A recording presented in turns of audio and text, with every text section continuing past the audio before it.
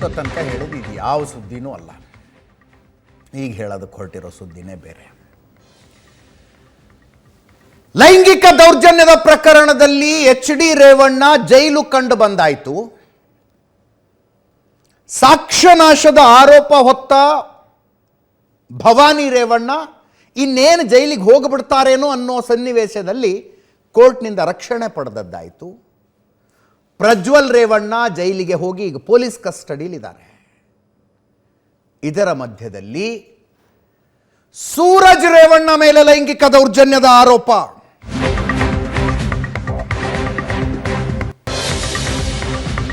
ಲೈಂಗಿಕ ದೌರ್ಜನ್ಯದ ಆರೋಪ ಸೂರಜ್ ರೇವಣ್ಣ ಮೇಲೆ ಬಂದಿದೆ.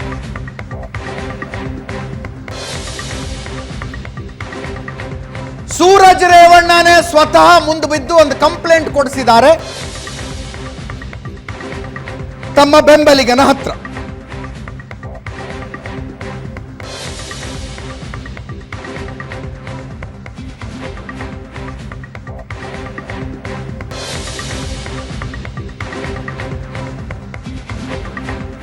ಹೊಳೆನರಸೀಪುರ ಸ್ಟೇಷನ್ನಲ್ಲಿ ಕಂಪ್ಲೇಂಟ್ ರಿಜಿಸ್ಟರ್ ಮಾಡಿಸಿದ್ದಾರೆ ಸೂರಜ್ ರೇವಣ್ಣ ತಮ್ಮ ಬೆಂಬಲಿಗ ಶಿವಕುಮಾರ್ ಮೂಲಕ.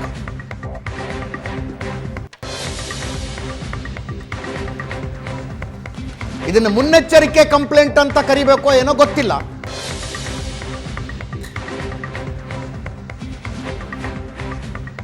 ಈ ಕಂಪ್ಲೇಂಟ್ ಅನ್ನು ನೋಡಿದ್ರೆ 16ನೇ ತಾರೀಕು ಭಾನುವಾರ ಒಬ್ಬ ಹುಡುಗ ನನ್ನ ಮೇಲೆ ಸೂರಜ್ ರೇವಣ್ಣ ಲೈಂಗಿಕ ದೌರ್ಜನ್ಯ ನಡೆಸಿದ್ದಾರೆ ಅಂತ ಆರೋಪಿಸ್ತಾ ಇದ್ದಾನೆ.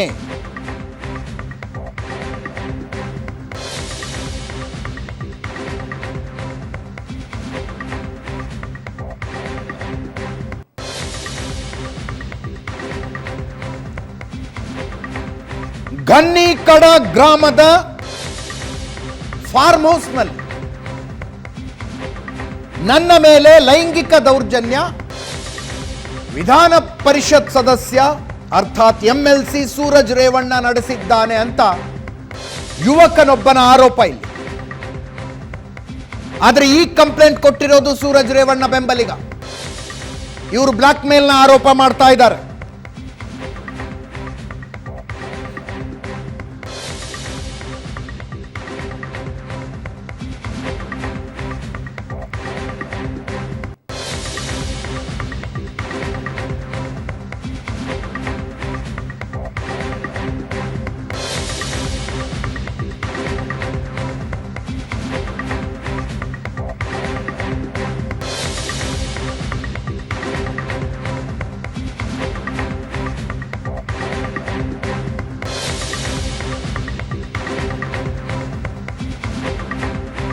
ಲೈಂಗಿಕ ದೌರ್ಜನ್ಯದ ಸುಳ್ಳು ಆರೋಪ ಮಾಡಿ ನಮ್ಮಿಂದ 5 ಕೋಟಿ ರೂಪಾಯಿ ಬ್ಲಾಕ್ ಮೇಲ್ ಮಾಡಲಾಗ್ತಾ ಇದೆ ಅನ್ನೋದು ಆರೋಪ.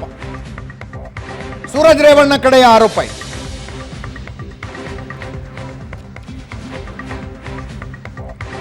ಇನ್ನೊಂದು ಕಡೆ ಆ ಯುವಕನ ಆರೋಪ ನನ್ನ ಮೇಲೆ ಲೈಂಗಿಕ ದೌರ್ಜನ್ಯ ನಡೆದಿದೆ ಅಂತ.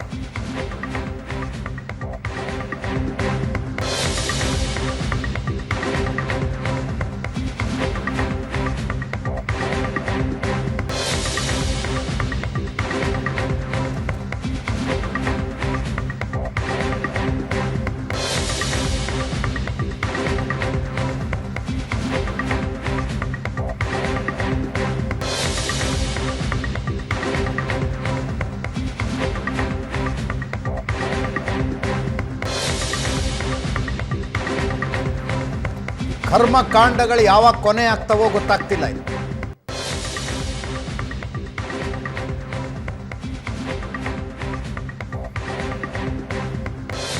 ಒಬ್ಬ ಹುಡುಗ ಸೂರಜ್ ರೇವಣ್ಣ ಆಪ್ತ ಶಿವಕುಮಾರ್ ನನ್ನ ಸಂಪರ್ಕಿಸ್ತಾನಂತೆ.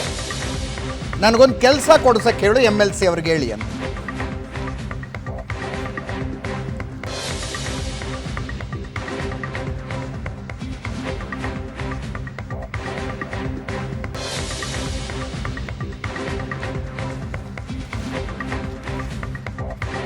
ಮೊನ್ನೆ ಭಾನುವಾರ 16ನೇ ತಾರೀಕು ಗನ್ನಿಕಡ ಗ್ರಾಮದ ಈ ಕುಟುಂಬಕ್ಕೆ ಸೇರಿದ ರೇವಣ್ಣ ಕುಟುಂಬಕ್ಕೆ ಸೇರಿದ ಫಾರ್ಮ್ ಹೌಸ್ಗೆ ಹೋಗಿ ಭೇಟಿ ಆಗ್ತಾನೆ. ಸೂರಜ್ ರೇವಣ್ಣನ ಭೇಟಿ ಆಗ್ತಾನೆ.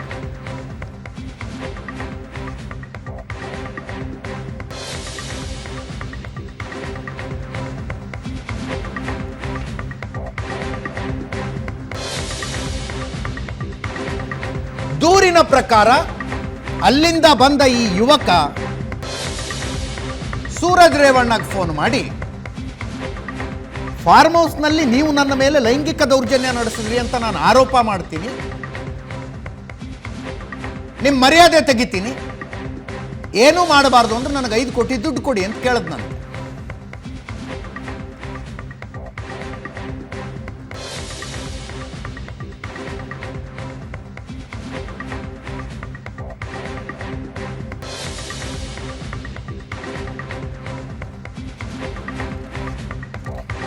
$5 ಕೋಟಿಗೆ ಬ್ಲಾಕ್ ಮೇಲ್ ಮಾಡಿದ್ನಂತವು.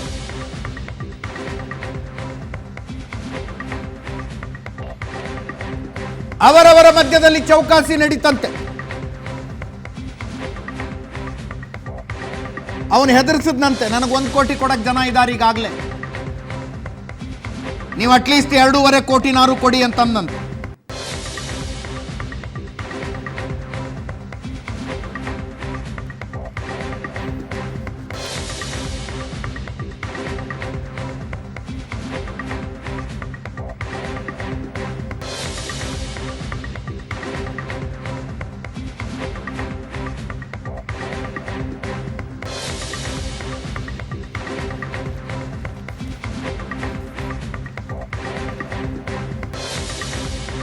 ನೆನಪಿರಲಿ, ಸದ್ಯಕ್ಕೆ ಈ ಕೇಸ್ ಉಲ್ಟಾ ಇದೆ. ಇಲ್ಲಿ ಲೈಂಗಿಕ ದೌರ್ಜನ್ಯಕ್ಕೊಳಗಾದ ಯುವಕನ ಕಂಪ್ಲೇಂಟ್ ಅಲ್ಲ ನಾವು ತೋರಿಸ್ತಾ ಇರೋದು. ಆತನ ಕಂಪ್ಲೇಂಟ್ ಇನ್ನೂ ರಿಜಿಸ್ಟರ್ ಆಗಿಲ್ಲ. ಕೊಡ್ತಾನೋ ಕೊಡೋದಿಲ್ವೋ ಗೊತ್ತಿಲ್ಲ. ಆಂಟಿಸಿಪೇಟರಿ ಕಂಪ್ಲೇಂಟ್ ಅಂತಿರೋ, ಇದಕ್ಕೇನಂತಿರೋ ಗೊತ್ತಿಲ್ಲ. ಸೂರಜ್ ರೇವಣ್ಣ ಬೆಂಬಲಿಗನೇ ಮೊದಲಿಗೆ ಕಂಪ್ಲೇಂಟ್ ಕೊಟ್ಟುಬಿಟ್ಟಿದ್ದಾನೆ. ಲೈಂಗಿಕ ದೌರ್ಜನ್ಯದ ಸುಳ್ಳು ಆರೋಪ ಮಾಡಿ ನಮ್ಮ ಹತ್ರ 5 ಕೋಟಿ ರೂಪಾಯಿ ಕೇಳ್ತಾ ಇದ್ದಾರೆ ಅಂತ ಈ ಕಂಪ್ಲೇಂಟ್ ರಿಜಿಸ್ಟರ್ ಆಗಿದೆ. ಇನ್ನೊಂದು ಕಡೆ ಆ ಹುಡುಗನ ಜೊತೆಗೆ ವಾಟ್ಸಾಪ್ ಚಾಟಿನ ಸ್ಕ್ರೀನ್ ಶಾಟ್ಸ್ ಇದಾವೆ ನೋಡಿ. ಇದೆಲ್ಲವೂ ಕೂಡ ಸಬ್ಜೆಕ್ಟ್ ಟು ಇಂಟರಾಗೇಷನ್. ಸದ್ಯಕ್ಕೆ ಏನು ಮಾಹಿತಿ ಇದೆಯೋ ಆ ಮಾಹಿತಿಯನ್ನು ನಾನು ನಿಮ್ಮೊಂದಿಗೆ ಹಂಚಿಕೊಳ್ತಾ ಇದ್ದೀನಿ. ಆ ಹುಡುಗನ ಹತ್ರ ವಾಟ್ಸಪ್ ಚಾಟ್ನ ಸ್ಕ್ರೀನ್ ಶಾಟ್ಸ್ ಇದಾವೆ. ಅದರಲ್ಲಿ ಯಾವ ಹುಡುಗನೂ ಹುಡುಗಿಗೆ ಕಳಿಸಿರ್ಲಿಕ್ಕಿಲ್ಲ ಅಷ್ಟು ಈ ಏನು ಹಾರ್ಟ್ ಸಿಂಬಾಲು, ಕಿಸ್ಸಿಂಗ್ ಸಿಂಬಾಲ್ಗಳಿದ್ದಾವೆ. ಹುಡುಗ ಹುಡುಗಿಗೆ, ಹುಡುಗಿ ಹುಡುಗನಿಗೆ ಕಳಿಸಿರ್ಲಿಕ್ಕಿಲ್ಲ ಅಷ್ಟೊಂದು ಇದಾವೆ ಅದರಲ್ಲಿ. Subject to interrogation, subject to investigation ನಾನು ಹೇಳ್ತಾ ಇರೋದು. ಆತನ ಹತ್ರ ಕೆಲವು ಆಡಿಯೋಗಳು ಕೂಡ ಇದ್ದಾವೆ, ಆಡಿಯೋ ರೆಕಾರ್ಡಿಂಗ್ಸು ಇದಾವೆ ಆತನ ಹತ್ರ. Even they are subject to investigation. ಸದ್ಯಕ್ಕೆ ಸೇರೋದಿಷ್ಟು. ಆರೋಪದ ಪ್ರಕಾರ 16ನೇ ತಾರೀಖು ಸಂಜೆ ಫಾರ್ಮ್ ಹೌಸ್ನಲ್ಲಿ ಲೈಂಗಿಕ ದೌರ್ಜನ್ಯ ನಡೆದಿದೆ. ಇದು ನಿಜಾನೇ ಅನ್ನೋದಾದರೆ ನಾನು ಹೇಳ್ತಾ ಇದ್ದೀನಿ, ಇನ್ನೂ ತುಂಬ ಪ್ರೈಮರಿ ಹಂತದಲ್ಲಿದೆ ಈ ಕೇಸು. ಆ ಹುಡುಗ ಹೋಗಿ ಕಂಪ್ಲೇಂಟ್ ಕೊಡ್ತಾನಾ, ಏನಂತ ಕಂಪ್ಲೇಂಟ್ ಕೊಡ್ತಾನೆ, FIR ಏನಂತ ಆಗುತ್ತೆ, ಅದಕ್ಕಿಂತ ಮುಂಚೆ ದುಡ್ಡು ಕೇಳಿರೋದು ಸತ್ಯನಾ, ದುಡ್ಡು ಕೇಳಿರೋದಕ್ಕೆ ಇವ್ರ ಹತ್ರ ಏನಾದ್ರು ಪ್ರೂಫ್ ಇದೆಯಾ, ಎಲ್ಲ ಹೊರಗೆ ಬರಬೇಕಿನ್ನು. 5 ಕೋಟಿ ಕೇಳ್ದ, ಆಗೋದಿಲ್ಲ ಅಂದಿದ್ದಕ್ಕೆ ಅಟ್ಲೀಸ್ಟ್ 2.5 ಕೋಟಿ ಕೊಡಿ ಅಂದ. ನನ್ನ ಹತ್ರ 1 ಕೋಟಿ ಅಡ್ವಾನ್ಸ್ ಕೊಡೋದಕ್ಕೆ ಜನ ಇದ್ದಾರೆ, ಬೇರೆ ಜನ ನನ್ನ ಮೇಲೆ ನೀನು ಆರೋಪ ಮಾಡು, ನಾವು ನಿಮ್ಗೆ ದುಡ್ಡು ಕೊಡ್ತೀವಿ ಅಂತ ಹೇಳೋ ಜನ ಇದ್ದಾರೆ ಅಂತ ಹೆದರಿಸ್ದ, ಇತ್ಯಾದಿ ಸೂರಜ್ ರೇವಣ್ಣ ಆರೋಪ. ಅದನ್ನೇನಾದ್ರು ಇವ್ರು ರೆಕಾರ್ಡ್ ಮಾಡ್ಕೊಂಡಿದ್ದಾರೆ, ಅದಕ್ಕೇನಾದ್ರು ಪ್ರೂಫ್ಗಳಿದೆಯಾ, ಎಲ್ಲ ಹೊರಗೆ ಬರಬೇಕು. ದಿಸ್ ಇಸ್ ತುಂಬ ಪ್ರೈಮರಿ ಹಂತದಲ್ಲಿದೆ ಈ ಕೇಸು. ಆದರೆ ಈಗ ಕೇಳಿ ಬಂದಿರುವ ಪ್ರಕಾರ 16ನೇ ತಾರೀಖು ಸಾಯಂಕಾಲ ಈ ಘಟನೆ ನಡೆದಿದೆ ಅನ್ನೋದು ಸತ್ಯ ಆದರೆ ಇದು ಯಾವ ಮನಸ್ಥಿತಿ ಅನ್ಬೇಕ್ರಿ? ತಂದೆ ಕಂಬಿ ಎಣಿಸಿ ಬಂದಿದ್ದಾರೆ ಜಾಮೀನು ತಗೊಂಡು, ಲೈಂಗಿಕ ದೌರ್ಜನ್ಯದ ಆರೋಪ. ಅದರಲ್ಲಿ ದೂರುದಾರರನ್ನು ಕಿಡ್ನಾಪ್ ಮಾಡಿಸಿ ಬೆದರಿಕೆ ಹಾಕಿದ್ದ ಪ್ರಕರಣದಲ್ಲಿ ತಾಯಿ ಜೈಲಿಗೆ ಹೋಗ್ತಾ ಬಚಾವಾಗಿದ್ದಾರೆ. ಬೇಲ್ ಕೊಟ್ಟಿದೆ ನ್ಯಾಯಾಲಯ. ಬೇಲ್ ಕೊಟ್ಟಿದೆ. ಅಣ್ಣನ ವಿಡಿಯೋಗಳು ಜಗಜ್ಜಾಹೀರಾಗಿ 2900 ಅಣ್ಣನ ತಮ್ಮ ಪ್ರಜ್ವಲ್ ರೇವಣ್ಣ 2900 ಚಿಲ್ಲರೆ ವಿಡಿಯೋಗಳು ಇದಾವಂತೆ. ಅವುಗಳ ಪೈಕಿ ಕೆಲವು ಜಗಜ್ಜಾಹೀರಾಗಿ ಹಾಸನದಲ್ಲಿ ಗೌರವಸ್ಥರ ಮನೆಯ ಹೆಣ್ಣು ಮಕ್ಕಳ ಮಾನ ಬೀದಿಗೆ ಬಿದ್ದು ಅವನು ಹೋಗಿ ಕೂತ್ಕೊಂಡು ಜರ್ಮನಿಯಲ್ಲಿ ತಿಂಗಳಗಟ್ಟಲೆ ಕೂತ್ಕೊಂಡು ವಾಪಸ್ ಬಂದು ಅರೆಸ್ಟ್ ಆಗಿ ತನಿಖೆ ಎದುರಿಸ್ತಾ ಇದ್ದಾನೆ.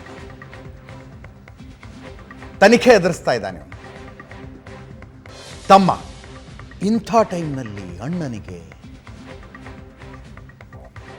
ಆ ಯೋಚನೆನಾರು ಬರೋದಕ್ಕೆ ಸಾಧ್ಯನಾ? ಇಡೀ ಫ್ಯಾಮಿಲಿ ಇದನ್ನು ಅನುಭವಿಸ್ತಾ ಇರುವಾಗ, an entire family is going through this. ಆ ತೃಷೆ ಯೋಚನೆ ಬರುತ್ತಾ ಅಂತ ಇದು ಏನು ನನಗೆ ಅರ್ಥನೇ ಆಗ್ತಿಲ್ಲ. ಇದು ನಿಜಾನೇ ಆಗಿದ್ರೆ ರೋಗ ರೀ, ಇದು ರೋಗ. ನಾನು ಯಾವುದು ಜಡ್ಜ್ಮೆಂಟ್ ಪಾಸ್ ಮಾಡ್ತಾ ಇಲ್ಲ, ಮತ್ತೆ ಹೇಳ್ತಾ ಇದ್ದೀನಿ. ನಾನು ಮೊದಲಿಗೆ ಕಂಪ್ಲೇಂಟ್ ಕೊಟ್ಟಿರೋದೇ ಸೂರಜ್ ರೇವಣ್ಣ ಕಡೆ. ಅವರು ಸುಳ್ಳು ಲೈಂಗಿಕ ದೌರ್ಜನ್ಯದ ಆರೋಪ ಮಾಡಿ 5 ಕೋಟಿ ರೂಪಾಯಿ ದುಡ್ಡು ಕೇಳ್ತಾ ಇದ್ದಾರೆ, ಬ್ಲ್ಯಾಕ್ ಮೇಲ್ ಮಾಡ್ತಾ ಇದ್ದಾರೆ ಅಂತ ಕಂಪ್ಲೇಂಟ್ ಕೊಟ್ಟಿದ್ದಾರೆ. ಇನ್ನೊಂದು ಕಡೆ ಆ ಹುಡುಗ ಇನ್ನೂ ಕಂಪ್ಲೇಂಟ್ ಕೊಟ್ಟಿಲ್ಲ, ಬಟ್ ಆತನ ಹತ್ರ ಕೆಲವು ಸ್ಕ್ರೀನ್ ಶಾಟ್ಗಳನ್ನು ಆತ ತೋರಿಸ್ತಾನೆ. ಆಡಿಯೋ ರೆಕಾರ್ಡಿಂಗ್ಸ್ ಇದಾವೆ ಅವನ ಹತ್ರ, ಸ್ಕ್ರೀನ್ ಶಾಟ್ಸು ಆಡಿಯೋ ರೆಕಾರ್ಡಿಂಗ್. ಒಂದು ಆಡಿಯೋ ರೆಕಾರ್ಡಿಂಗ್ನಲ್ಲಿ ಏನಣ್ಣ ನನ್ನ ಜೀವನ ಹಿಂಗೆ ಮಾಡಿಬಿಟ್ರಿ ಅಂದಾಗ, ತಲೆ ಕೆಡಿಸ್ಕೊಬೇಡ, ನಿಂಗೆಲ್ಲೋ ಜಾಬ್ ಕೊಡಿಸ್ತೀನಿ ಅಂತೇನೋ ಹೇಳ್ತಾ ಇದ್ದಾರೆ, ಈ ಮನುಷ್ಯ ಹೇಳ್ತಾನೆ ಅನ್ನುವ ಮಾಹಿತಿಗಳಿದ್ದಾವೆ.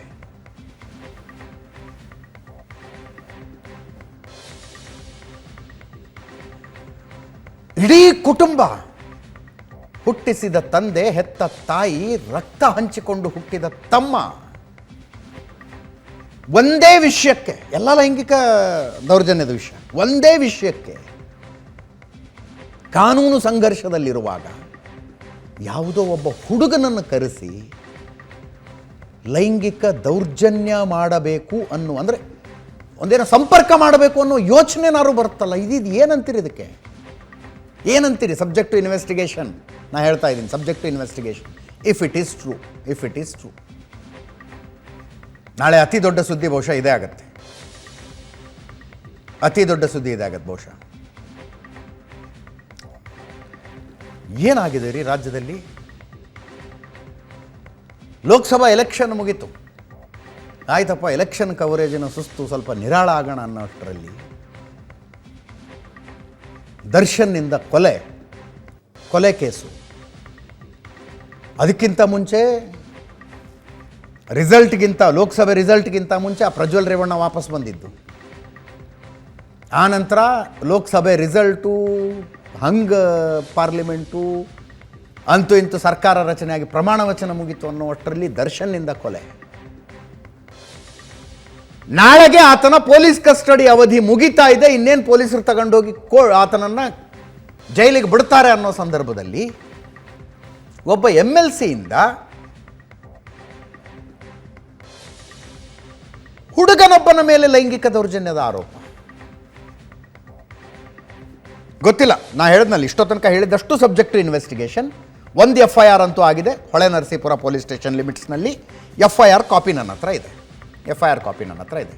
ನೆನಪಿರಲಿ, ಪ್ರಜ್ವಲ್ ರೇವಣ್ಣ ಕೂಡ ಹಿಂಗೆ ತನ್ನ ಬೆಂಬಲಿಗರನ್ನು ಬಿಟ್ಟು ಮಾರ್ಫ್ ಮಾಡಿದ ವಿಡಿಯೋ ನನ್ನ ವಿರುದ್ಧ ಹರಿಬಿಡ್ತಾ ಇದ್ದಾರೆ, ಇಂತಿಂಥವ್ರ ಮೇಲೆ ಕ್ರಮ ಕೈಗೊಳ್ಳಿ ಅಂತ ಹಾಸನದಲ್ಲಿ ಕಂಪ್ಲೇಂಟ್ ಕೊಡಿಸಿದ್ರು.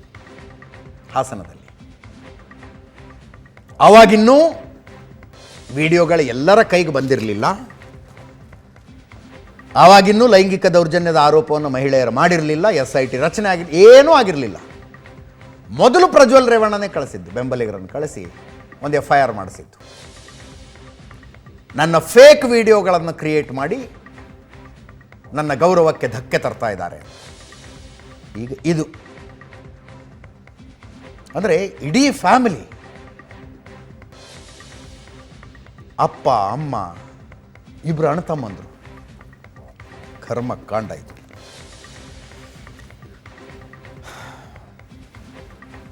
ಇದರ ಅಪ್ಡೇಟ್ಸ್ ಕೊಡ್ತೀವಿ, ಏನೇನು ಅಪ್ಡೇಟ್ ಬರುತ್ತೆ ಕೊಡ್ತಾ ಹೋಗ್ತೀವಿ. ಪ್ರಕರಣ ಇನ್ನೂ ತುಂಬ ಆರಂಭಿಕ ಹಂತದ. ಮುಂದಿನ ಸುದ್ದಿಗೆ ಹೋಗೋಣ. ತುಂಬ ಮುಂದೆ ಹೋಗಿರೋದು ಮರ್ಡರ್ ಕೇಸಿನ ವಿಚಾರಣೆ. ಈ ಮರ್ಡರ್ನಿಂದ ಪಾರಾಗೋದಕ್ಕೆ, ತನ್ನ ಮೇಲೆ ಆರೋಪ ಬರದಂತೆ ಅವಾಯ್ಡ್ ಮಾಡೋದಕ್ಕೆ ದರ್ಶನ್ ನಡೆಸಿದ ಸರ್ಕಸ್ಗಳು ಹೊರಗೆ ಬರ್ತಾ ಇದ್ದಾವೆ. ಒಂದು, ಯಾರಿಗೂ ಗೊತ್ತಾಗದಂತೆ ರೇಣುಕಾಸ್ವಾಮಿಯ ಬಾಡಿ ಡಿಸ್ಪೋಸ್ ಆಗಬೇಕು, ಹೆಣ ಎಸಿಬೇಕು. ಅದಕ್ಕೆ ಸಂಬಂಧಿಸಿದ ಸಾಕ್ಷ್ಯಗಳೆಲ್ಲ ನಾಶ ಆಗಬೇಕು. ಈ ಕೊಲೆನ ನಾವೇ ಮಾಡಿದ್ವಿ, ಹಣಕಾಸಿನ ವ್ಯವಹಾರಕ್ಕೆ ಅಂತ ಯಾರೋ ಹೋಗಿ ಸರೆಂಡರ್ ಆಗಬೇಕು. ಅದರ ಜೊತೆಗೆ ಸಾಕ್ಷ್ಯ ಯಾರು ಹೇಳದಂತೆ ಸ್ಕೆಚ್ಚು. ದುಡ್ಡು ಬೇಕಿದಕ್ಕೆಲ್ಲ. ದರ್ಶನ್ 30 ಲಕ್ಷ ಆವತ್ತು ಸರೆಂಡರ್ ಆಗೋದಕ್ಕಿಂತ ಮುಂಚೆನೇ 30 ಲಕ್ಷ ಹಣ ಕೊಟ್ಟಿದ್ದ ಅನ್ನೋದು ಇದುವರೆಗೂ ತನಿಖೆಯಲ್ಲಿ ಬಂದಿದೆ. ಆ್ಯಕ್ಚುಲಿ ಅದು 30 ಲಕ್ಷ ಅಲ್ಲ, ಟೋಟಲ್ ಅರೇಂಜ್ ಮಾಡ್ಕೊಂಡಿದ್ದು 70 ಲಕ್ಷ ರೂಪಾಯಿ. 70 ಲಕ್ಷ ಸರೆಂಡರ್ ಆಗೋದಕ್ಕೆ ಹೊರಟವರಿಗೆ 30 ಲಕ್ಷ ಕೊಟ್ಟಿದ್ದು. 30 ಲಕ್ಷ ಅದು ಸೀಸ್ ಆಯಿತು ಮೊದಲು. ಆ ನಂತರ ವಿಚಾರಣೆಯಲ್ಲಿ ಬಾಯಿ ಬಿಟ್ಟಿದ್ದು, ನಾನು ಇನ್ನೂ 40 ಲಕ್ಷ ಅರ್ಜೆಂಟಿಗೆ ಅಂತ ಸಾಲ ಇಸ್ಕೊಂಡಿದ್ದೆ. ಮನೇಲಿ ದುಡ್ಡಿದೆ, ಕರ್ಕೊಂಡು ಹೋದರೆ ತೋರಿಸ್ತೀನಿ ಅಂತ ದರ್ಶನ್ ಹೇಳಿದ್ದು. ಕರ್ಕೊಂಡು ಹೋದರೆ 37,40,000 ರೂಪಾಯಿ ಇತ್ತು. ಉಳಿದಿರೋ ದುಡ್ಡು ಎಲ್ಲಿ ಅಂದರೆ, ನನ್ನ ಕಾಸ್ಟ್ಯೂಮ್ ಡಿಸೈನರ್ ಕೈಗೆ ಕೊಟ್ಟು ವಿಜಯಲಕ್ಷ್ಮಿ ಮನೆಗೆ ಕಳಿಸಿದ್ದೀನಿ ಅಂತ ದರ್ಶನ್ ಬಾಯ್ಬಿಟ್ಟಿತ್ತು.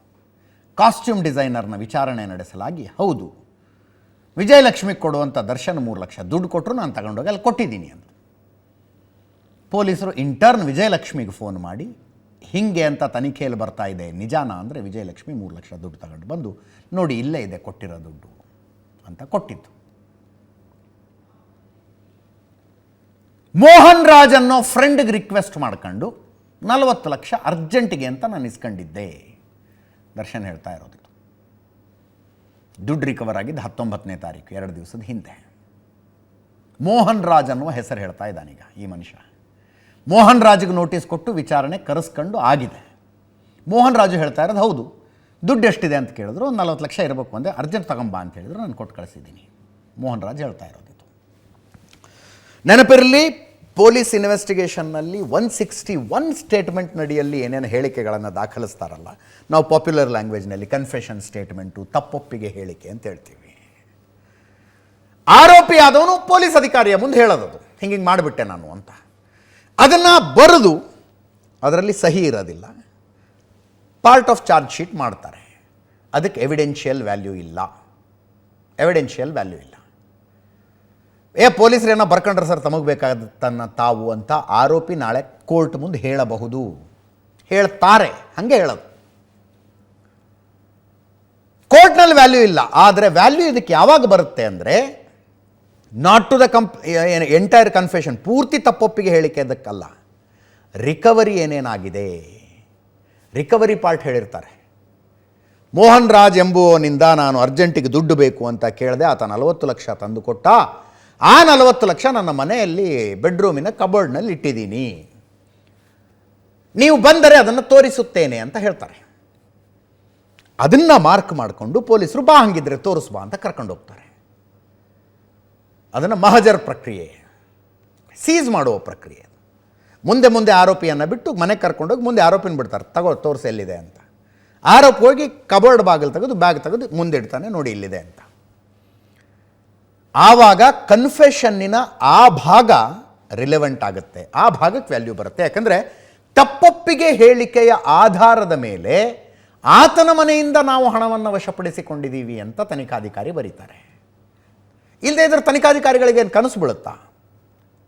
ಮೋಹನ್ ರಾಜ್ ಅನ್ನೋನು ಒಬ್ಬ ಫ್ರೆಂಡ್ ಇದ್ದಾನೆ, ಅವನು ಅರ್ಜೆಂಟಿಗೆ ಬೇಕಂದರೆ 40 ಲಕ್ಷಗಟ್ಟಲೆ ಕ್ಯಾಶನ್ನು ಮನೇಲಿ ಇಟ್ಕೊಂಡಿರ್ತಾನೆ.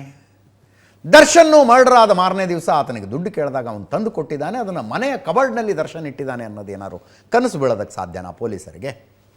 ಅದು ತಪ್ಪೊಪ್ಪಿಗೆ ಹೇಳಿಕೆಯಲ್ಲೇ ಬರಬೇಕು. ಹಾಗೆ ತಪ್ಪೊಪ್ಪಿಗೆ ಹೇಳಿಕೆಯಲ್ಲಿ ಬಂದ ಪ್ರಕಾರ ಹಣವನ್ನು ಪೊಲೀಸರು ವಶಪಡಿಸಿಕೊಂಡಿದ್ದಾರೆ. ಎಲ್ಲೂ ಕೂಡ ಲೂಪ್ ಹೋಲ್ ಬಿಡಬಾರ್ದು ಅಂತ ಹಠ ಹೆಂಗಿದೆ ಅಂದರೆ, ಆ ಮೋಹನ್ ರಾಜ್ ಯಾರವನು, ಎಲ್ಲಿದ್ದಾನೆ, ನೀನು ತಂದು ಕೊಟ್ಟಿದ್ದು ನಿಜ.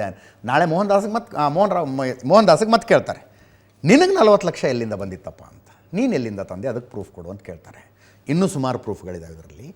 ನೆನ್ನೆ ರಿಮಾಂಡ್ ಅಪ್ಲಿಕೇಶನ್ನಲ್ಲಿ ಬಂದ ಪ್ರಕಾರ ಐ ವಿಟ್ನೆಸ್ ಇದ್ದಾರೆ, ಪ್ರತ್ಯಕ್ಷ ಸಾಕ್ಷಿಗಳಿದ್ದಾರೆ. ನೋಡಿ, ಇವತ್ತಿನ ನ್ಯೂಸ್ ಅವರ್ನಲ್ಲಿ ಮೊದಲ ಅರ್ಧ ಗಂಟೆ ದರ್ಶನ್ ಕೇಸಿಗೆ ಸಂಬಂಧಿಸಿದ ಅಪ್ಡೇಟು, ಆ ನಂತರ ಬೇರೆ ಸುದ್ದಿಗಳನ್ನು ಕೊಡೋಣ ಅಂತಿದ್ದದ್ದು. ಈ ಮಧ್ಯದಲ್ಲಿ ಸೂರಜ್ ರೇವಣ್ಣ ಕೇಸ್ ಬಂದು ದರ್ಶನ್ ಸುದ್ದಿಗಳು ಹಾಗೆ ಉಳ್ಕತ್ತವೆ. ಮರ್ಡರ್ ಆಯಿತು, ಹೆಣ ಡಿಸ್ಪೋಸ್ ಮಾಡಿದ್ರು, ಏನೂ ಆಗಿಲ್ಲ ಅನ್ನುವಂತೆ ಈ ದರ್ಶನ್ನು ಮೈಸೂರಿಗೆ ಹೋಗ್ಬಿಟ್ಟ. ಹೋಗಿ ಒಂದು ಪೂಜೆಯಲ್ಲಿ ಭಾಗವಹಿಸಿದ್ದೇನು, ಹೋಟೆಲ್ನಲ್ಲಿ ಜಿಮ್ನಲ್ಲಿ ಎಕ್ಸಸೈಸ್ ಮಾಡಿದ್ದೇನು, ಏನೂ ಆಗಿಲ್ಲ ಅನ್ನುವ ರೀತಿಯಲ್ಲಿ. ಬಟ್ ಒಳಗಿಂದೊಳಗೆ ಅಟೆನ್ಷನ್ ಇತ್ತು. ಮುಚ್ಚಾಕ್ಬೇಕಲ್ಲ, ಇದನ್ನು ಮುಚ್ಚಾಕ್ಬೇಕಲ್ಲ. ಈ ಕೊಲೆ ಪ್ರಕರಣದಲ್ಲಿ ಬಂಧಿತರಾಗಿರುವ 17 ಜನರ ಪೈಕಿ 15 ಜನರಿಗೂ ರೇಣುಕಾಸ್ವಾಮಿಗೂ ಏನೂ ಇರಲಿಲ್ಲ. ಇದ್ದದ್ದು ಇವರಿಬ್ಬರಿಗೆ, ಪವಿತ್ರಾಗೆ, ದರ್ಶನ್ಗೆ. ಬಟ್ ಇವನ ಪ್ರಯಾರಿಟಿ ಏನಾಗಿತ್ತು? ಮರ್ಡರ್ ಆದಮೇಲೆ ತಾನು ಬಚಾವಾಗಬೇಕು, ಬಡವರ ಮನೆ ಮಕ್ಕಳನ್ನ ಕಳಿಸೋಣ ಜೈಲಿಗೆ ಅಂತ ಅಲ್ವಾ? ಅದೇ ಪ್ರಯಾರಿಟಿ ಆಗಿತ್ತು. ಅದಕ್ಕೆ ದರ್ಶನ್ ಕಂಡವರಿಗೆ ಫೋನ್ ಮಾಡಿದ್ದಾನೆ ಅನ್ನೋದು ಮಾಹಿತಿ. ಯಾರ್ಯಾರಿಗೆ ಸಿಗಬೇಕಿನ್ನೂ ಡೀಟೇಲ್ಸು ಪೊಲೀಸರಿಗೆ ಸಿಕ್ಕಿದೆ. ಅವರೆಲ್ಲರನ್ನೂ ನೋಟಿಸ್ ಕೊಟ್ಟು ಕರೆಸುವ ವ್ಯವಸ್ಥೆಗಳಾಗ್ತಾ ಇದ್ದಾವೆ. ಎಲ್ಲರೂ ಮಧ್ಯಾಹ್ನ ಕರ್ಕೊಂಬಂದರು, ಸಾಯಂಕಾಲದಷ್ಟೊತ್ತಿಗೆ ಅವನು ಹೆಣ ಹಾಕಿದ್ರು. ಒಂದು ಅಂದಾಜಿನ ಪ್ರಕಾರ 6 ತಾಸು ಬಾಡಿ ಅಲ್ಲೇ ಬಿದ್ದಿತ್ತು, ಪಟ್ಟಣಗೆರೆ ಶೆಡ್ನಲ್ಲೇ ತಗೊಂಡೋಗಿ ಆ ಸೆಕ್ಯೂರಿಟಿ ಕ್ಯಾಬಿನಿಗೆ ಹಾಕಿದ್ರಂತ. ಅದನ್ನು ಕತ್ಲಾಗಬೇಕಲ್ಲ ಡಿಸ್ಪೋಸ್ ಮಾಡೋದಕ್ಕೆ. ಪ್ರಾಣ ಹೋದ ತಕ್ಷಣ ಇವರು ದರ್ಶನ್ಗೆ ಇನ್ಫಾರ್ಮ್ ಮಾಡ್ತಾರೆ, ನೀವು ಹೊಡೆದು ಹೋದ್ರಿ ಅವ್ನು ಸತ್ತೋದ ಅಂತ. ಆ ಕ್ಷಣದಿಂದ ಪೊಲೀಸರು ಬಂದು ಅರೆಸ್ಟ್ ಮಾಡೋ ತನಕ, ಯು ಆರ್ ಅಂಡರ್ ಅರೆಸ್ಟ್ ಅನ್ನೋ ತನಕ ಈತ ಯಾರ್ಯಾರಿಗೆ ಫೋನ್ ಮಾಡಿದ್ದ ಎಲ್ಲ ಡೀಟೇಲ್ಸ್ ಇದೆ ಪೊಲೀಸರ ಹತ್ರ. ನಾರ್ಮಲ್ ಕಾಲ್ ಇರಲಿ, ವಾಟ್ಸಾಪ್ ಕಾಲ್ ಇರಲಿ, ಈಗ ಸುಡ್ಗಾಡು 100 ಆ್ಯಪ್ಗಳು ಬಂದಿದ್ದಾವೆ. ಯಾವ್ಯಾವ ಆ್ಯಪ್ನಲ್ಲಿ ಏನೇನು ಕಾಲ್ ಮಾಡಿದ್ದ ಎಲ್ಲ ಇದ್ದಾವೆ. ಪ್ರತಿಯೊಬ್ಬರಿಗೂ ಇಂಥ ನಂಬರಿಗೆ ಕಾಲ್ ಹೋಗಿದೆ ಅಂದರೆ ಅವ್ರಿಗೊಂದು ನೋಟಿಸ್ ಕೊಡೋದಪ್ಪ. ಅವ್ರು ಈ ಮರ್ಡರ್ ಕೇಸಿಗೆ ಸಂಬಂಧಪಟ್ಟಿರಲಿ, ಸಂಬಂಧಪಡದೇ ಇರಲಿ, ಬಟ್ ಎಕ್ಸ್ಪ್ಲನೇಷನ್ ಕೊಡ್ಬೇಕು. ಅವರು ನಿಮಗೆ ಯಾಕೆ ಕಾಲ್ ಮಾಡಿದ್ದ ದರ್ಶನ್ ಅಂತ. ಸ್ವಿಗ್ಗಿಲಿ ಉಪ್ಪಿಟ್ಟು ತರಿಸ್ಕೊಳಕ್ಕೆ ಫೋನ್ ಮಾಡಿರಲಿ, ಬಟ್ ಅವನು ಬಂದು ಎಕ್ಸ್ಪ್ಲನೇಷನ್ ಕೊಡಬೇಕು. ಪೊಲೀಸರು ಅಷ್ಟು ಹಠಕ್ಕೆ ಬಿದ್ದಿದ್ದಾರೆ. ಅವರೆಲ್ಲರಿಗೂ ನೋಟಿಸ್ ಹೋಗುತ್ತೆ. ಈಗ ಯಾರ್ಯಾರಿಗೆ ಕಾಲ್ ಬಂದಿತ್ತೋ ಶುರುವಾಗಿದೆ ಅವರಿಗೆ ಡಬ. ಅಯ್ಯೋ, ಇಷ್ಟೊತ್ತಿಗೆ ನಮಗೆ ಕಾಲ್ ಮಾಡಿದ್ದ. ಕಾಲ್ ಮಾಡಿ ಕೆಲವರಿಗೆ ಹಿಂಗೊಬ್ಬ ಹುಡುಗನ್ನ ಎಚ್ಚರಿಸೋಣ ಅಂತ ಕರೆಸಿದ್ವಿ, ನಮ್ಮ ಹುಡುಗರು ಹೊಡಿತಾ ಕೊಂದುಬಿಟ್ಟಿದ್ದಾರೆ ಅಂದಿದ್ದಾನಂತೆ. ಇರಬಹುದು, ಮಾಹಿತಿಗಳು ಬರ್ತಾ ಇರೋದು. ನಮ್ಮ ಹುಡುಗರು ಹಿಂಗೆ ಮಾಡಿಬಿಟ್ಟಿದ್ದಾರೆ, ಹೆಂಗಾರು ಮಾಡಿ ಪಾಪ ಅವ್ರನ್ನ ಸೇವ್ ಮಾಡಬೇಕಲ್ಲ ಅನ್ನೋ ಥರ ಮಾತಾಡಿದ್ದಾನೆ ಅಂತ. ಇನ್ನೇನು ನಾನು ಹೊಡೆದಿದ್ದೀನಿ ಅಂತ ಹೇಳ್ಕೊಳ್ಳೋಕ್ಕೆ ಸಾಧ್ಯವೇ ಇಲ್ಲ, ಹಂಗೆ ಹೇಳ್ಕೊಂಡಿಲ್ಲ. ಅವರೆಲ್ಲರಿಗೂ ನೋಟಿಸ್ ಕೊಟ್ಟು ಕರೆಸ್ತಾರಂತೆ. ಇನ್ನು ನನ್ನ ರಿಮಾಂಡ್ ಅಪ್ಲಿಕೇಶನ್ನಲ್ಲಿ ಬಂದಂಥ ಒಂದು ವಿಷಯ ನಮ್ಮನ್ನು ಶಾಕ್ ಮಾಡ್ತು. ಆರಂಭದಿಂದಲೇ ಹೇಳ್ತಾ ಬಂದ್ವಿ ನಾವು, ಇದರಲ್ಲಿ ಪ್ರತ್ಯಕ್ಷ ಸಾಕ್ಷಿಗಳಿಲ್ಲ, ಎಲ್ಲ ಡಿಜಿಟಲ್ ಎವಿಡೆನ್ಸ್ ಮೇಲೆ ಕೇಸ್ ನಡೆಯುತ್ತೆ. CDR ಕಾಲ್ ಡಂಪಿಂಗು ಅಂದರೆ ಯಾರ್ಯಾರ ಮೊಬೈಲ್ಗಳು ಎಲ್ಲೆಲ್ಲಿ ವರ್ಕ್ ಆಗ್ತಾ ಇದ್ದು ಘಟನೆ ನಡೆದ ಸಂದರ್ಭದಲ್ಲಿ, ಅದೊಂದು ಟೆಕ್ನಿಕಲ್ ಎವಿಡೆನ್ಸು. CCTV ಫುಟೇಜ್ಗಳ ಟೆಕ್ನಿಕಲ್ ಎವಿಡೆನ್ಸು. ಬಾಡಿ ಸ್ಕಾರ್ಪಿಯೋದಲ್ಲಿ ಹಾಕಿ ತಗೊಂಡೋಗಿ ಎಸೆದ್ರು, ಆನಂತರ ಗಾಡಿ ತೊಳೆಯಲಾಯಿತು. ಅವು ಹೋಗಿ FSLನವ್ರ ಬಾಡಿಯಷ್ಟು ಬ್ಲಡ್ ಸ್ಟೇನ್ಸ್ ತೆಗೆದಿದ್ದಾರೆ. ಫೊರೆನ್ಸಿಕ್ ಎವಿಡೆನ್ಸು, ಇದರ ಮೇಲೇ ತನಿಖೆ ನಡೆಯುತ್ತೆ. ಐ ವಿಟ್ನೆಸ್ ಇಲ್ಲ ಅಂತ ಹೇಳ್ತಾ ಇದ್ವಿ. ನಿನ್ನೆ ರಿಮಾಂಡ್ ಅಪ್ಲಿಕೇಶನ್ನಲ್ಲಿ ಪ್ರತ್ಯಕ್ಷ ಸಾಕ್ಷಿಗಳಿದ್ದಾರೆ ಅಂತ ಪ್ರಾಸಿಕ್ಯೂಷನ್ ಕಡೆಯಿಂದ ನ್ಯಾಯಾಲಯಕ್ಕೆ ಮನವರಿಕೆ ಮಾಡಿಕೊಡಲಾಗಿದೆ. ಟೋಟಲ್ ಆಗಿ ಅವನನ್ನು ಪಟ್ಟಣಗೆರೆಯ ಶೆಡ್ಡಿಗೆ ಕರ್ಕೊಂಡು ಬಂದಾಗಿನಿಂದ ಬಾಡಿ ಡಿಸ್ಪೋಸ್ ಆಗೋ ತನಕ ಒಟ್ಟಾರೆಯಾಗಿ ಸುಮ್ಮನೆ ನಿಂತ್ಕೊಂಡು ನೋಡಿದವರು ಮತ್ತು ಈ ಪ್ರಕ್ರಿಯೆಯಲ್ಲಿ ಭಾಗವಹಿಸಿದವರು ಸೇರಿದಂತೆ 30ರಿಂದ 40 ಜನ ಆಗ್ತಾರಂತೆ. 30ರಿಂದ 40 ಜನ. ಅವರ ಪೈಕಿ ಭಾಗಿಯಾದವರೆಲ್ಲರೂ ಆರೋಪಿಗಳಾಗಿದ್ದಾರೆ. ಇನ್ನುಳಿದವರು ಸುಮ್ಮನೆ ಅವ್ನು ಎಳ್ಕೊಂಡು ಹೋಗೋದು ನೋಡಿದ್ದೀವಿ ನಾವು ಅನ್ನೋವಂಥವ್ರು ಇದ್ದಾರೆ. ದರ್ಶನ್ ಇಷ್ಟೊತ್ತಿಗೆ ಬಂದ, ಇಷ್ಟೊತ್ತಿಗೆ ಹೋದ ಅಂತ ನೋಡಿದವರು ಇದ್ದಾರೆ. ಅಥವಾ ಒಳಗಡೆ ಏನೋ ಆಗಬಾರದ್ದಾಗ್ಬಿಡ್ತು, ಇವನು ಯಾರೋ ಸೆಕ್ಯೂರಿಟಿ ಹೊರಗಡೆ ಇದ್ದಾನೆ, ನೀನು ಹೋಗಪ್ಪ ಆ ಕಡೆ ಅಂತ ಕಳಿಸಿದವರು. ಅವರೆಲ್ಲರೂ ಸಾಕ್ಷಿಗಳು. 30ರಿಂದ 40 ಜನ ಇದ್ದಾರಂತೆ ಈ ಪ್ರಕ್ರಿಯೆಯಲ್ಲಿ ಭಾಗವಹಿಸಿದವರು ಮತ್ತು ಸುಮ್ಮನೆ ನೋಡಿದವರು, ಘಟನೆಗೆ ಸಾಕ್ಷಿಯಾದವರು ಸೇರಿದಂತೆ. ಅವರ ಪೈಕಿ ಕೆಲವರು ಐ ವಿಟ್ನೆಸ್ಸು. ಆ ಐ ವಿಟ್ನೆಸ್ಗಳನ್ನು ಹೊರಗಿರುವ ದರ್ಶನ್ ಬೆಂಬಲಿಗರು ಸಂಪರ್ಕಿಸಿ ಆಮಿಷ ಒಡ್ತಾ ಇದ್ದಾರೆ ಅಥವಾ ಬೆದರಿಕೆ ಹಾಕ್ತಾ ಇದ್ದಾರೆ ಅನ್ನೋದು ಪ್ರಾಸಿಕ್ಯೂಷನ್ನ ಆರೋಪ ಆಗಿತ್ತು. ಪ್ರಾಸಿಕ್ಯೂಷನ್ನ ಆರೋಪ ಅದಾಗಿತ್ತು. ಅಲ್ಲಿಗೆ ಈ ಕೇಸಿಗೆ ಟೆಕ್ನಿಕಲ್ ಎವಿಡೆನ್ಸ್ನ ಜೊತೆಗೆ ಪ್ರತ್ಯಕ್ಷ ಸಾಕ್ಷಿಗಳು ಇದ್ದಾರೆ ಅಂತಾಯಿತು. ಇದುವರೆಗೂ 139 ವಸ್ತುಗಳನ್ನು ಸೀಸ್ ಮಾಡಿದ್ದಾರೆ. 139 ವಸ್ತುಗಳು. ಮೃತನ ಒಡವೆ, ಆತನ ಬಟ್ಟೆ, ಆರೋಪಿಗಳ ಬಟ್ಟೆಗಳು, ಹಾಕಿಕೊಂಡಿದ್ದ ಬೂಟು, ಆಕೆ ಚಪ್ಪಲಿ,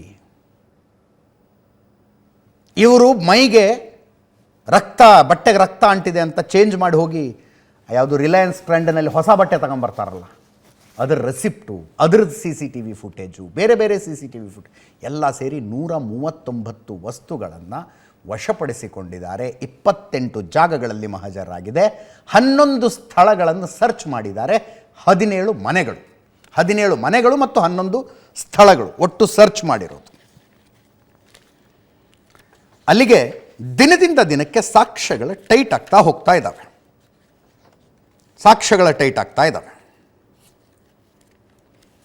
ಇನ್ನು ಯಾರ್ಯಾರು ಸಹಾಯ ಮಾಡೋದಕ್ಕೆ ಪ್ರಯತ್ನ ಪಟ್ಟರೋ ಅವ್ರಿಗೊಂದು ಡವಡವ ಶುರುವಾಗಿದೆ. ಆಗಬೇಕಿದೆಲ್ಲ. ಒಂದಷ್ಟು ಪ್ರಶ್ನೆಗಳು,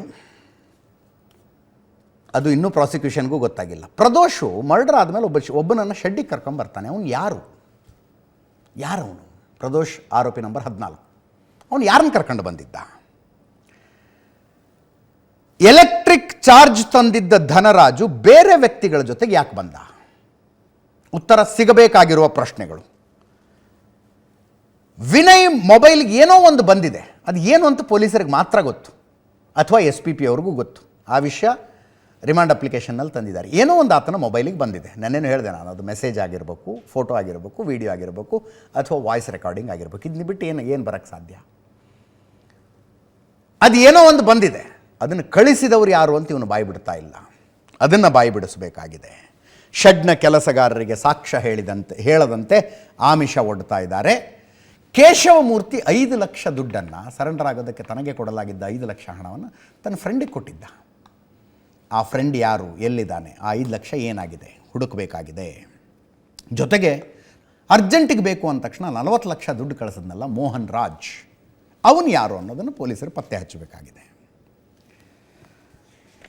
ಈ ಮಧ್ಯದಲ್ಲಿ ಮದ್ದೂರಿನ ಶಾಸಕ ಉದಯಗೌಡ ನೆನ್ನೆ 2 ತಿಂಗಳ ಹಿಂದೆ ಉದಯಗೌಡರ ಗನ್ಮ್ಯಾನ್ ಮೇಲೆ ದರ್ಶನ್ ಗ್ಯಾಂಗ್ ಹಲ್ಲೆ ನಡೆಸಿತ್ತು ಅಂತ ಸುದ್ದಿ ಹಾಕಿದ್ವು.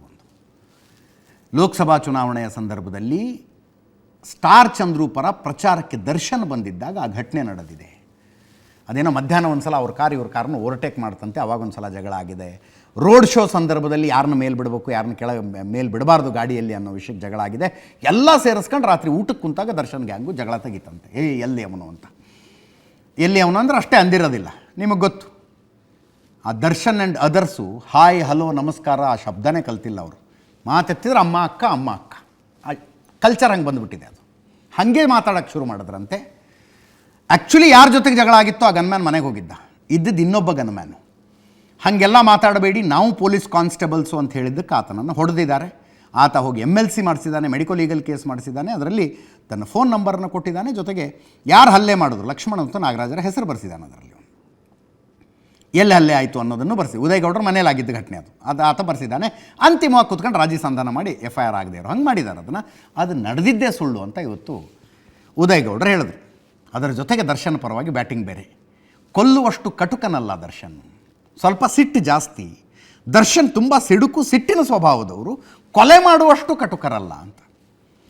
ನನ್ನ ಗನ್ಮ್ಯಾನ್ ಮೇಲೆ ಹಲ್ಲೆ ಅನ್ನೋದು ನನಗೆ ಗೊತ್ತಿಲ್ಲ, ಅದೆಲ್ಲ ಸುಳ್ಳು. 5-6 ಗನ್ಮ್ಯಾನ್ ಇದ್ದಾರೆ, ಡಿ ಗ್ಯಾಂಗ್ನವ್ರು ಹಲ್ಲೆ ಮಾಡಿದರೆ ನನಗೆ ಗೊತ್ತಾಗ್ತಿರ್ಲಿಲ್ವಾ ಅಂತ ಬೇರೆ ಕೇಳ್ತಾ ಇದ್ದಾರೆ. ಮದ್ದೂರಿನ ಶಾಸಕರು ಮಾತಾಡೋದು ಕೇಳಿಸ್ಕೊಳ್ಳಿ. ಹತ್ಯೆ ಆಗಿರೋದು ಖಂಡನೆ, ಅದರಲ್ಲಿ ಎರಡನೇ ಮಾತಿಲ್ಲ. ಯಾರೇ ಹತ್ಯೆ ಮಾಡಿದ್ರು ಅದು ತಪ್ಪು, ಇಂಥದ್ದು ಆಗಬಾರ್ದು. ಸೊ ಬಟ್ ಇದರಲ್ಲಿ ಏನಾಗಿದೆ, ಇವ್ರ ಪಾತ್ರ ಏನು, ಯಾರಾದರೂ ಜೊತೆಲಿದ್ದವ್ರು ಮಾಡಿ ಏನಾದರೂ ಇವ್ರಿಗೂ ಅದು ಕುತ್ಕೊಂಡಿದೆಯಾ, ಅದೇನೋ ಇದೆಲ್ಲ ತನಿಖೆಯಿಂದ ಹೊರಗೆ ಬರಬೇಕು.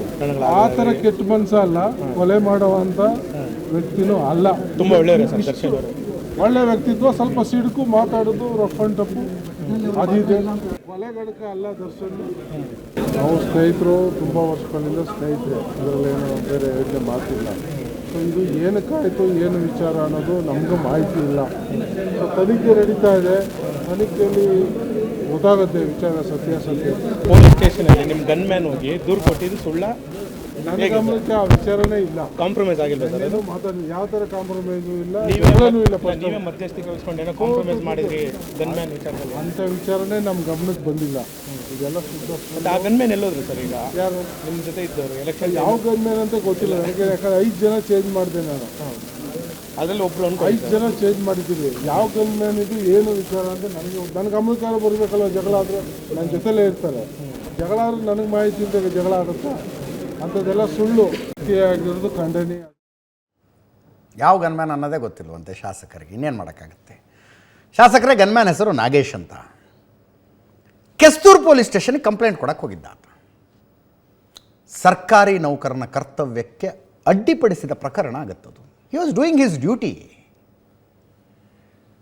ಕೆಸ್ತೂರು ಪೊಲೀಸ್ ಸ್ಟೇಷನ್ ಯಾರು ಹೋದರು, ಕಂಪ್ಲೇಂಟ್ ಕೊಡೋದು ಬೇಡ, ರಾಜಿ ಮಾಡ್ಕೊಳ್ಳೋಣ ಅಂತ ವಾಪಸ್ ಯಾರು ಕರ್ಕೊಂಬಂದರು? ಗನ್ಮ್ಯಾನ್ ನಾಗೇಶ್. ಈಗ ಎಲ್ಲಿ? ಸ್ವಲ್ಪ ತಿಳ್ಕೊಂಡು ಹೇಳಿ. ಶಾಸಕರು ಅಂದರೆ 5 ಜನ ಗನ್ಮ್ಯಾನ್ ಇದ್ರಂತೆ, ಯಾರು ಗನ್ಮ್ಯಾನ್ ಅನ್ನೋದೇ ಗೊತ್ತಿಲ್ವಂತೆ. ಮುಂದಿನ ಸುದ್ದಿಗೆ ಹೋಗೋಣ. Neat scam. ಡಾಕ್ಟರ್ ಆಗಬೇಕು ಅಂತ ಕನಸು, ಅದಕ್ಕೊಂದು ನೀಟ್ ಎಕ್ಸಾಮ್ ಅಂತ ಎಕ್ಸಾಮ್ ಮಾಡ್ತಾರೆ. ಆ ಎಕ್ಸಾಮ್ನಲ್ಲಿ ಚೆನ್ನಾಗಿ ಮಾರ್ಕ್ಸ್ ತಗೊಂಡು ಒಳ್ಳೆ ಕಾಲೇಜಿನಲ್ಲಿ ಕಡಿಮೆ ಖರ್ಚಿನಲ್ಲಿ ಡಾಕ್ಟರ್ ಆಗಬೇಕು ಅಂತ ಬಡವರ ಮನೆ ಮಕ್ಕಳು ಕಣ್ಣಿಗೆ ಎಣ್ಣೆ ಬಿಟ್ಕೊಂಡು ಓದ್ತವೆ. ನೀಟ್ ಎಕ್ಸಾಮ್ನಲ್ಲಿ ಸ್ಕೋರ್ ಸರಿಯಾಗಲಿಲ್ಲ ಅಂದರೆ ಸೂಯಿಸೈಡ್ ಮಾಡ್ಕೊಂಡಂಥ ಮಕ್ಕಳಿದ್ದಾರೆ. ಇರೋ ಬರೋ ಉಳಿತಾಯದ ದುಡ್ಡನ್ನೆಲ್ಲ ಸೇರಿಸಿ ಮಕ್ಕಳನ್ನು ಒಳ್ಳೊಳ್ಳೆ ಟೀಚಿಂಗಿಗೆ ಸೇರಿಸೋ ತಂದೆ ತಾಯಿ ಇದ್ದಾರೆ. ಇರೋ ಬರೋ ದುಡ್ಡೆಲ್ಲ ಖರ್ಚು ಮಾಡೋದು ಒಳ್ಳೆ ಕಡೆ ನೀಟಿಗೆ ಕೋಚಿಂಗ್ ಆಗಲಿ ಅಂತ. ಈಗ ನೋಡಿದ್ರೆ ಆ ನೀಟ್ನಲ್ಲೂ ಸ್ಕ್ಯಾಮು, ನೀಟ್ ಎಕ್ಸಾಮ್ನಲ್ಲೂ ಸ್ಕ್ಯಾಮು. 40 ಲಕ್ಷ ದುಡ್ಡು ಕೊಟ್ಟವರಿಗೆ ಹಿಂದಿನ ದಿವಸನೇ ಕ್ವಶನ್ ಪೇಪರ್ ಕೊಟ್ಟಿದ್ದಾರೆ. ಕ್ವಶನ್ ಪೇಪರ್ ಸುಳ್ಳಲ್ಲ, ಆ್ಯಕ್ಚುಲ್ ಮಾರನೇ ದಿವಸ ಅದೇ ಕ್ವಶನ್ ಬಂದಿದ್ದು.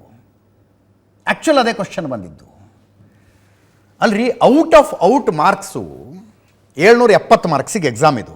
770ಕ್ಕೆ 770 ಇಡೀ ದೇಶದಲ್ಲಿ ಒಬ್ಬ ಇಬ್ಬರು ಅಬ್ಬಬ್ಬ ಅಂದರೆ 3 ಜನ ತಗೊಂಡ್ರೆ ಹೆಚ್ಚು. 3 ಜನ ತಗೊಂಡ್ರೆ ಜಾಸ್ತಿ ಇಷ್ಟು ದಿವಸದ ರೆಕಾರ್ಡು. ಈ ಸಲ 67 ಜನ 720ಕ್ಕೆ 720 ಮಾರ್ಕ್ಸ್ ತಗೊಂಡಿದ್ದಾರೆ. 67 ಜನ. ಇದೆಲ್ಲದರ ನಡುವೆ ನೀಟ್ ರಿಸಲ್ಟು ಅಂದುಕೊಂಡ ದಿನಾಂಕಕ್ಕಿಂತ 10 ದಿವಸ ಮೊದಲೇ ಘೋಷಣೆ ಆಗಿದೆ. ಒಂದಕ್ಕೊಂದು ಕನೆಕ್ಟ್ ಆಗ್ತಾ ಇದೆ. ಇದು ಮಾರ್ಚ್ 5ನೇ ತಾರೀಕು ಎಕ್ಸಾಮ್ ನಡೆದಿತ್ತು.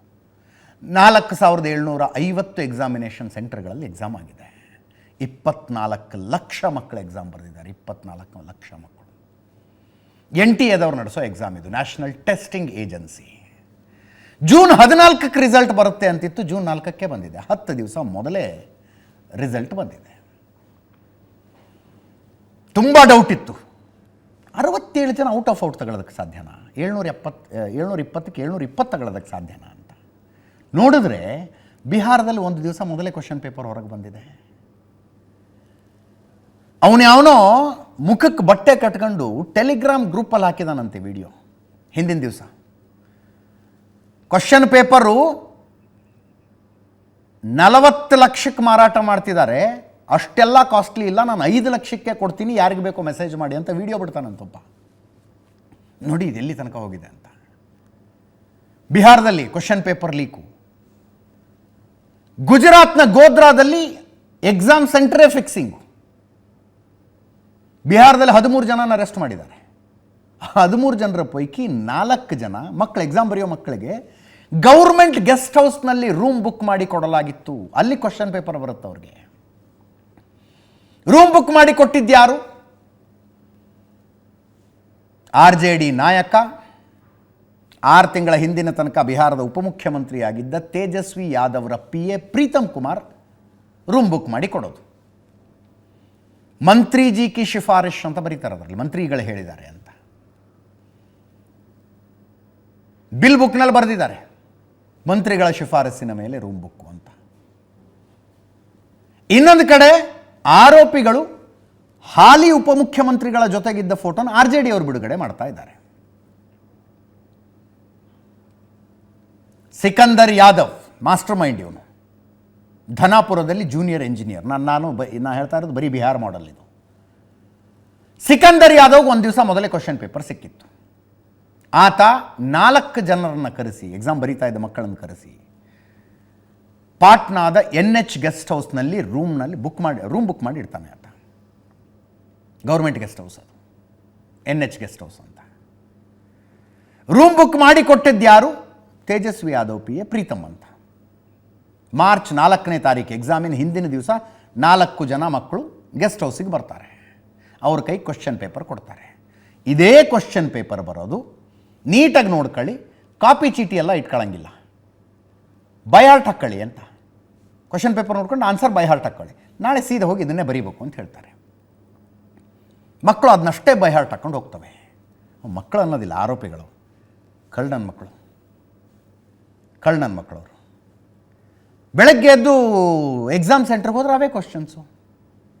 ಹಿಂದಿನ ದಿವಸನೇ ನೋಡಿ ಏನೇನು ಬೈ ಹಾರ್ಟ್ ಹಾಕ್ಕೊಂಡಿದ್ರು ಬರೆದು ಬರ್ತಾರೆ.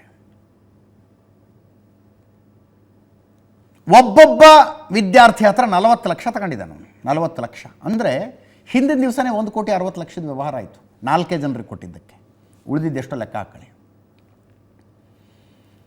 ಒಬ್ಬ ಬಂಧಿತ ಅಭ್ಯರ್ಥಿ ಆರೋಪಿ ತಪ್ಪೊಪ್ಕೊಂಡಿದ್ದಾನೆ, ಹೌದು ಹಿಂದಿನ ದಿವಸ ಸಿಕ್ಕಿದ್ದು ನಮಗೆ ಅಂತ. ಅವನು ಎಲ್ಲಿ? ಅವನು ರಾಜಸ್ಥಾನದ ಕೋಟಾದವನು, ಅಂದರೆ ಸಮಷ್ಟಿಪುರದವನು. ಕೋಟಾ ಭಾಳ ಫೇಮಸ್ ಅದು, ಕೋಚಿಂಗ್ ಸೆಂಟರ್. ಕೋಟಾದಲ್ಲಿ ಕೋಚಿಂಗ್ ಸೆಂಟರ್ ಭಾಳ. ಅಲ್ಲಿ ಮಕ್ಕಳ ಆತ್ಮಹತ್ಯೆನೇ ದೊಡ್ಡ ಸುದ್ದಿ. ಅಂದರೆ ನಮಗೆ ಮಾಡೋಕ್ಕಾಗಲ್ಲ ಅನಿಸಿ ಆತ್ಮಹತ್ಯೆ ಮಾಡ್ಕೊಂಡ್ಬಿಡ್ತಾವೆ ಮಕ್ಕಳು. ನ್ಯಾಷನಲ್ ಚಾನಲ್ ನಂಬರ್ಸ್ ಕೌಂಟ್ ಆಗ್ತಾ ಇರ್ತವೆ, ಅಷ್ಟು ಮಕ್ಕಳ ಆತ್ಮಹತ್ಯೆ, ಇಷ್ಟು ಮಕ್ಕಳ ಆತ್ಮಹತ್ಯೆ ಅಂತ. ಕೋಟಾಗೆ ಹೋಗಿರ್ತಾನೆ ಅವನು, ಸಮಷ್ಟಿಪುರದವನು. ಅವನ ಚಿಕ್ಕಪ್ಪ ಸಿಕಂದರ್ ಅಂತ ಫೋನ್ ಮಾಡ್ತಾನಂತೆ, ಬಂದುಬಿಡು ನೀನು, ನಿಂದೆಲ್ಲ ವ್ಯವಸ್ಥೆ ಮಾಡಿದ್ದೀನಿ ಎಕ್ಸಾಮ್ಗೆ ಅಂತ. ಅವನು ರಾಜಸ್ಥಾನದಿಂದ ಬರ್ತಾನೆ ಸಮಷ್ಟಿಪುರಕ್ಕೆ, ತನ್ನ ಊರಿಗೆ ಬರ್ತಾನೆ ಅವನು. ಅಲ್ಲಿ ಗೆಸ್ಟ್ ಹೌಸಿಗೆ ಕರ್ಕೊಂಡು ಹೋಗ್ತಾರೆ. ಒಂದು ದಿವಸ ಮೊದಲೇ ಗೆಸ್ಟ್ ಹೌಸಿಗೆ ಕರ್ಕೊಂಡು ಕೊಡ್ತಾರೆ. ಎಲ್ಲನೂ ಬೈ ಹಾರ್ಟ್ ಹಾಕು, ನೋಡ್ಕೊ, ನೆನಪಿಟ್ಕೊ, ನಾಳೆ ಹೋಗಿ ಬರೀಬೇಕು. ಅವನು ಬರೋವಾಗ ಇನ್ನೂ 3 ಜನರನ್ನು ಕರ್ಕೊಂಬಂದ. 3 ಜನ ಹೋಗಿ ಪಾಟ್ನಾದ DY ಪಾಟೀಲ್ ಸ್ಕೂಲ್ನಲ್ಲಿ ಎಕ್ಸಾಮ್ ಸೆಂಟರ್ ಇರ್ತಿರೋದು, ಹೋಗಿ ಎಕ್ಸಾಮ್ ಬರೀತಾರೆ. ಹಿಂದಿನ ದಿವಸ ಏನು ಕ್ವಶನ್ ಪೇಪರ್ ಬಂದಿತ್ತೋ ಅದೇ ಕ್ವಶನ್ ಪೇಪರ್ ಎಕ್ಸಾಮಿಗೆ ಬಂದಿದ್ದು. ನಾನು ಎಲ್ಲ ಪ್ರಶ್ನೆಗೂ ಉತ್ತರ ಬರೆದು ಹೊರಗೆ ಬಂದೆ ಅಂತ ಅನುರಾಗ್ ಯಾದವ್ ಹೇಳ್ತಾ ಇದ್ದಾನೆ, one of the candidates, one of the students. ಇಲ್ಲಿ ದೊಡ್ಡ ಪ್ರಶ್ನೆ ಬಂದಿದ್ದು, 67 ಮಕ್ಕಳಿಗೆ ಹೆಂಗೆ 720ಕ್ಕೆ 720 ಬರೋಕ್ಕೆ ಸಾಧ್ಯ ಅಂತ. ಹಿಸ್ಟ್ರಿಲೇ ಫಸ್ಟ್ ಟೈಮ್ ಇದು ಔಟ್ ಆಫ್ ಔಟ್ ಇಷ್ಟಾಗಿದ್ದು. ಹಿಂದೆ 1, 2, 3 ಜನರಿಗೇನು ಔಟ್ ಆಫ್ ಔಟ್ ಬಂದಿತ್ತಂತೆ. 67 ಜನ ಈ ಸಲ. ಹರಿಯಾಣದ ಫರೀದಾಬಾದ್ ಸೆಂಟರ್ನಲ್ಲಿ ಎಕ್ಸಾಮ್ ಬರೆದ 6 ಮಕ್ಕಳಿಗೆ ಔಟ್ ಆಫ್ ಔಟ್ ಬಂದಿದೆ. ಒಂದೇ ಎಕ್ಸಾಮ್ ಸೆಂಟರ್ 6 ಜನ ಮಕ್ಕಳಿಗೆ ಔಟ್ ಆಫ್ ಔಟ್ ಬಂದಿದೆ. 6 ಮಕ್ಕಳ serial number back to back ಇದ್ದಿದ್ದು, ಒಬ್ಬರಿಂದ ಒಬ್ಬರು ಕೂತ್ಕೊಂಡು ಎಕ್ಸಾಮ್ ಬರೆದಿದ್ದಾರೆ. 6 ಮಕ್ಕಳು ಔಟ್ ಆಫ್ ಔಟ್. ನಿಮಗೆ ಸಂಶಯ ಬರುವಂಥದ್ದು ಎಷ್ಟಿದೆ ನೋಡಿ ಇದರಲ್ಲಿ. ಕೆಲವು ಮಕ್ಕಳಿಗೆ 718, 719 ಮಾರ್ಕ್ಸ್ ಬಂದಿದ್ದಾವೆ.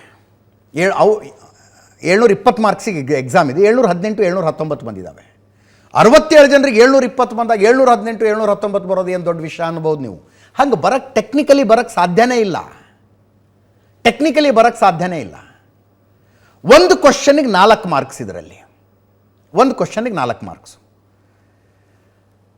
ಎಲ್ಲ ಪ್ರಶ್ನೆಗಳನ್ನು ಬರೆದು ಸರಿಯಾಗಿ ಉತ್ತರ ಬಂದಿದ್ರೆ ಔಟ್ ಆಫ್ ಔಟ್ ಬರುತ್ತೆ, 720 ಬರುತ್ತೆ.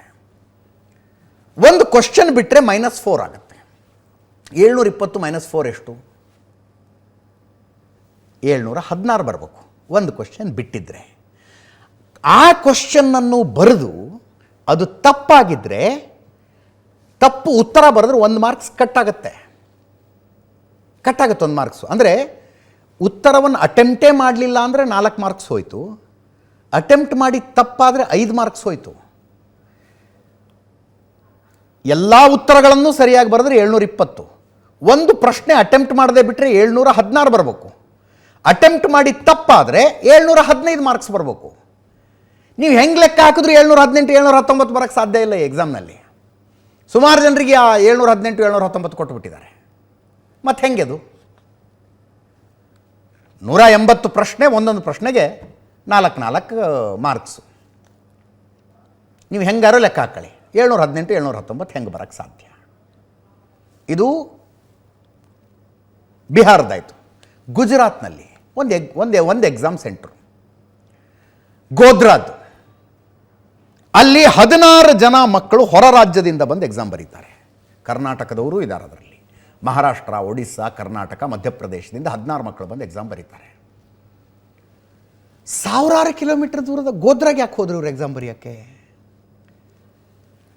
ಆ ಎಕ್ಸಾಮ್ ಸೆಂಟರ್ನ ಮಾಲೀಕ ಒಂದು ಪ್ರೈವೇಟ್ ಜಾಗ ಆಗಿರುತ್ತೆ, ಪ್ರೈವೇಟ್ ಸ್ಕೂಲು ಕಾಲೇಜು ಆಗಿರುತ್ತೆ.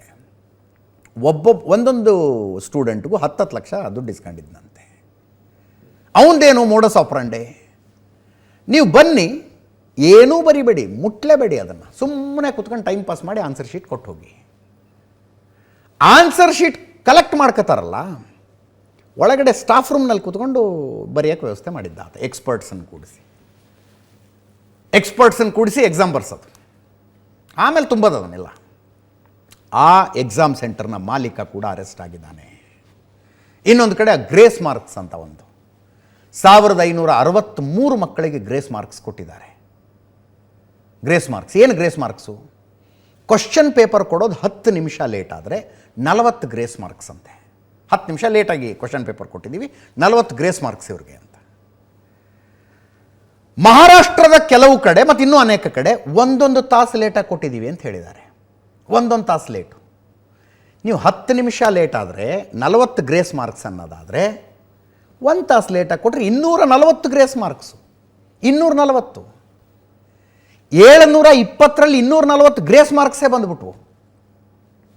ನೋಡಿ ಲೆಕ್ಕಾಚಾರ ಹೆಂಗಿದೆ ಇದನ್ನ. ರಾಷ್ಟ್ರೀಯ ಪರೀಕ್ಷಾ ಪ್ರಾಧಿಕಾರದವರು 240ರ ತನಕ ಗ್ರೇಸ್ ಮಾರ್ಕ್ಸ್ ಕೊಟ್ಟಿದ್ದಾರೆ ಅಂದರೆ ಕಣ್ಣಿಗೆ ಎಣ್ಣೆ ಬಿಟ್ಕೊಂಡು ಬಡವರ ಮನೆ ಮಕ್ಕಳು ಹಗಲು ರಾತ್ರಿ ಓದಿರ್ತಾರಲ್ರಿ, ಹೊಟ್ಟೆ ಮೇಲೆ ಹೊಡೆದಂಗೆ ಅಲ್ವ ಅವ್ರಿಗೆ.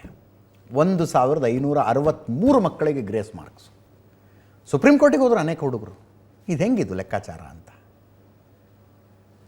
ಗ್ರೇಸ್ ಮಾರ್ಕ್ಸ್ ತಗೊಂಡವ್ರಿಗೆಲ್ಲ ಇನ್ನೊಂದು ಸಲ ಎಕ್ಸಾಮ್ ಬರೆಸ್ರಿ ಅಂತ ಸುಪ್ರೀಂ ಕೋರ್ಟ್ನವ್ರು ಹೇಳಿದ್ದಾರೆ.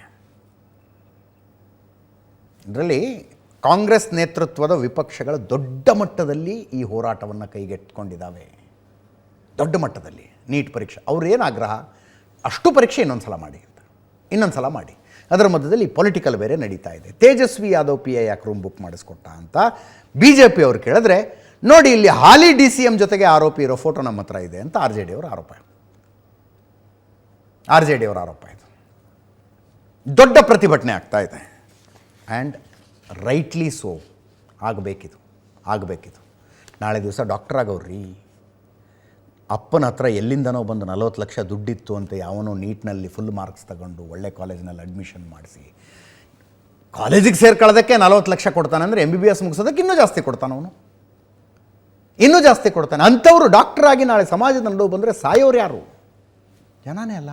ನೋಡಿ ಪ್ರತಿಭಟನೆ ಇದನ್ನು.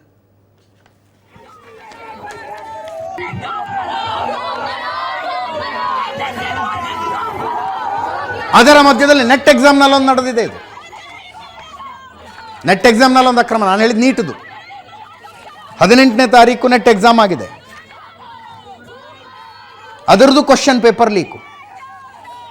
ಈ ಸಮಸ್ಯೆಗೆ ಒಂದು ಪರ್ಮನೆಂಟ್ ಪರಿಹಾರ ತರದೇ ಹೋದರೆ ಭಾರತದ ಶಿಕ್ಷಣ ವ್ಯವಸ್ಥೆಯ ಲೂಪ್ ಹೋಲು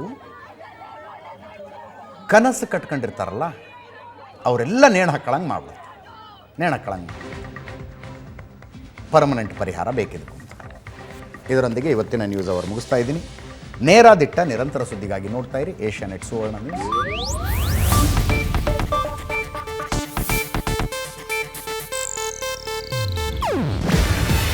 ಇದು ಏಷ್ಯಾನೆಟ್ ನ್ಯೂಸ್ ನೆಟ್ವರ್ಕ್ ಪ್ರಸ್ತುತಿ. ನೀವು ನೋಡ್ತಿದ್ದೀರಾ ಏಷ್ಯಾನೆಟ್ ಸುವರ್ಣ ನ್ಯೂಸ್.